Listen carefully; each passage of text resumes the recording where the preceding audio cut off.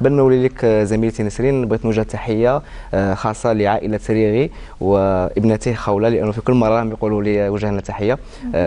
نولي لك زميلتي نسرين. شكرا زميلي بلال، وانا بدور نحييهم كذلك في المناسبه. يعطيك الصحه على هذه المداخله، ونشكر كثير الاستاذ البروفيسور اللي كان حاضر معك هذه الصبيحه.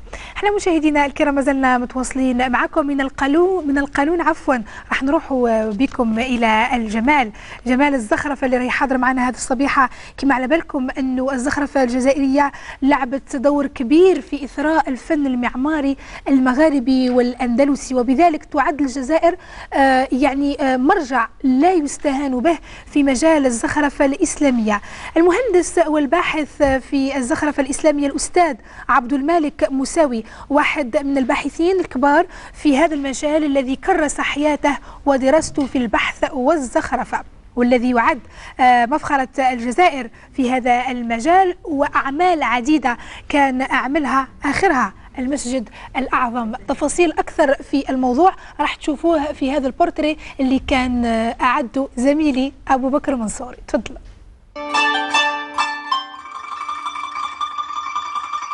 رغم تنوع الفنون الحديثة وتطورها، لا تزال الزخرفة الإسلامية حاضرة في كثير من المساجد والمعالم، وذلك بما تحمله من أفكار وأحاسيس تجسد جمال الهوية الإسلامية في إبراز المعاني العميقة وراء كل خط ورسم.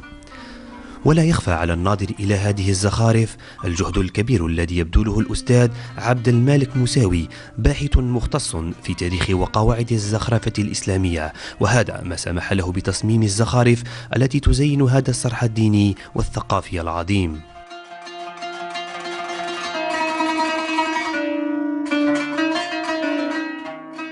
الأستاذ موساوي عبد المالك مصمم زخارف جامع الجزائر من مواليد 1952، خريج جامعة لورين بفرنسا، تخصص علم الآثار، تراث وعلم الآثار.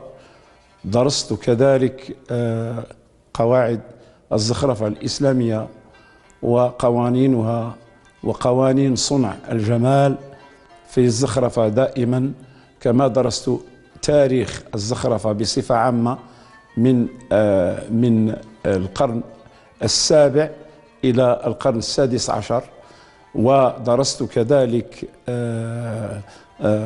رمزية الزخرفة الإسلامية ودلالتها. من الأعمال التي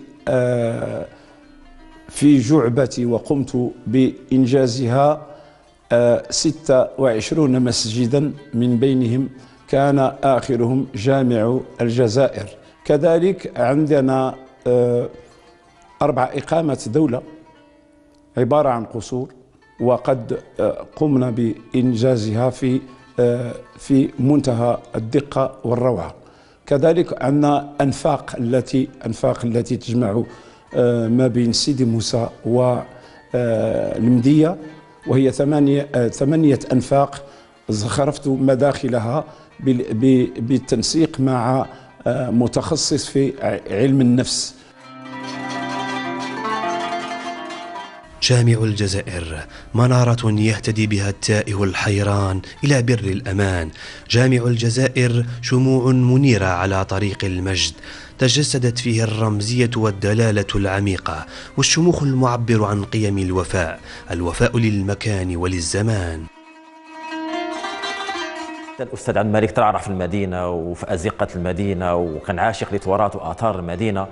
يعني حتى يعني الذاكرة البصرية يعني ساعدته كثير الأستاذ، يعني والبحوث نتاعو باش يجسد لنا هذا التراث المغربي الأندلسي، وخصوصا المحراب وجهة المحراب، يعني قدر يجسدها لنا تقريبا، يعني ولله الحمد على كل حال في أحد يعني أجمل يعني العمائر في العصر الحديث في الجزائر، اللي هو المسجد الأعظم في العاصمة.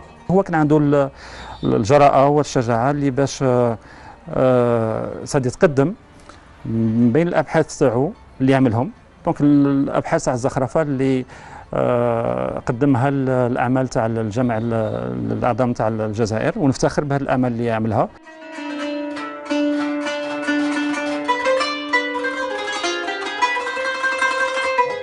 هذا الكتاب يحتوي على 320 صفحة مدعم بالصور، وطبع في حلة راقية وبأسلوب راقي كذلك. طبع أو صدر ب5 لغات: اللغة العربية واللغة الفرنسية والإنجليزية والأمازيغية وباللغة الصينية كذلك.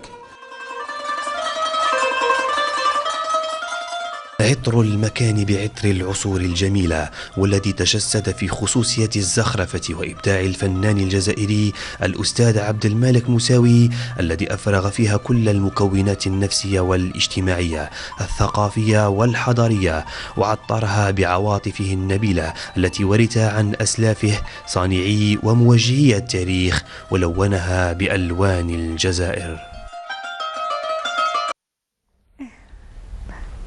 مشكور زميلي أبو بكر منصوري على هذه الاحترافية وكل الفريق اللي كان رافقك. إذن هم أبناء الجزائر، هم فخر الجزائر. المسجد الأعظم تحفة معمارية عالمية اللي كانت من إبداع الزخرفة للأستاذ موساوي عبد المالك. أنا نحييه أستاذي من هذا المنبر ونقول لك كل الاحترام والتقدير ليك ولإنجازات أخرى إن شاء الله، لأنك حقا مفخرة الجزائر. وكذلك تحية لدار النشر دار السبيل اللي كنتوا شفتوا الكتب اللي نشر اللي خرجت ب5 لغات، وخاصة لإيلان فوديل. تحية لكم. وبذلك إن شاء الله راح يكون الافتتاح المسجد الأعظم، وراح تكون كذلك لنا إن شاء الله تدخل في الموضوع. يلا مشاهدينا، كما سبقوني قلت لكم راح نعيشوا وإياكم بلاطوهات تحسيسية من خلال شهر أكتوبر الوردي، وكل مرة راح نتحدثوا على كل نشاطات المقامة هنايا في وهران، ونحاول نغرسوا بسمة أمل للمرأة. سعيدة جدا باش